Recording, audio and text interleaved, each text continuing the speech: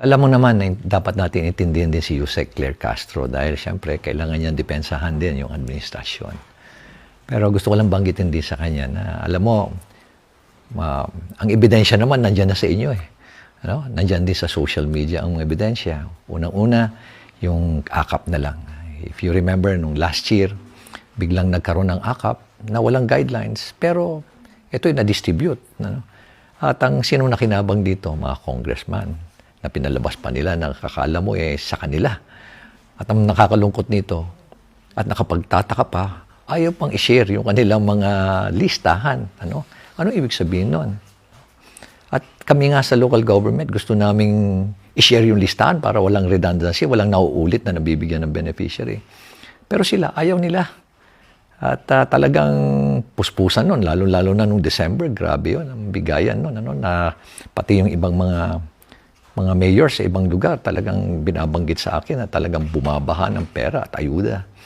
Ngayon naman, dahil doon sa controversy na yun, alam mo si Secretary Rex, napaka-decente niyan.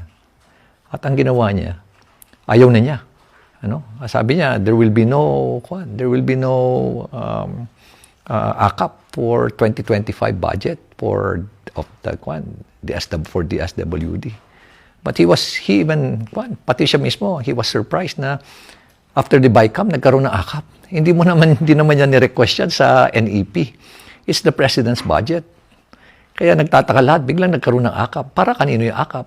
Ngayon, tingnan mo, kung sinong gumagawa ngayon ng mga text messages na, na-approvean na yung guidelines ng AKAP, ipapadala na namin dyan. Doon sa loob ng Congress. Makikita mo pa doon Good day, Kong, nakalagay pa doon So, ibig sabihin, sila na naman. Unang-una, ang trabaho nyo gumawa ng batas. Hindi mamigay ng ayuda. Hindi yung lagi na lang puro pagkakapirahan nandiyan kayo lagi. Nakasawsaw kayo yan basta pagkakapirahan. Okay, yung AKAP, nilagyan nila ng ilang 26 billion pesos. Hindi naman hinihingi.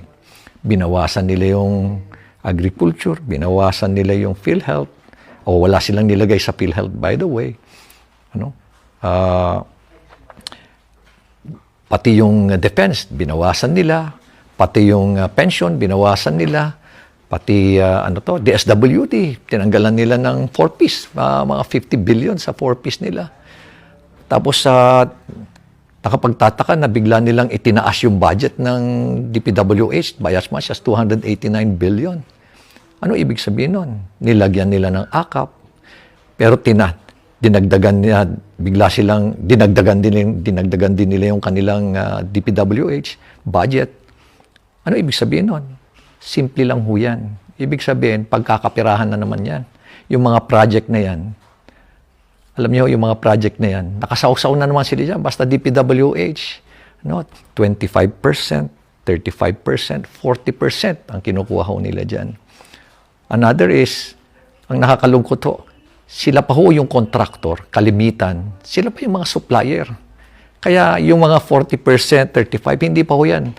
Meron pa hong dagdag yan kasi sa profit nila as contractor. Aabot pa huli yan na additional siguro 15 to 20%. As supplier, sabihin natin, another 15%. Kanila na lang ho lahat. Ganyan ho katakaw ang ating mga babatas ho ngayon. Unang-una, sino ho ba? Tanungin ko sa inyo. Sino ho ba ang namimili ng mga district engineer at regional director ng DPWH? Diyan ho, malalaman nyo ho. Yan po yung mga ebidensya.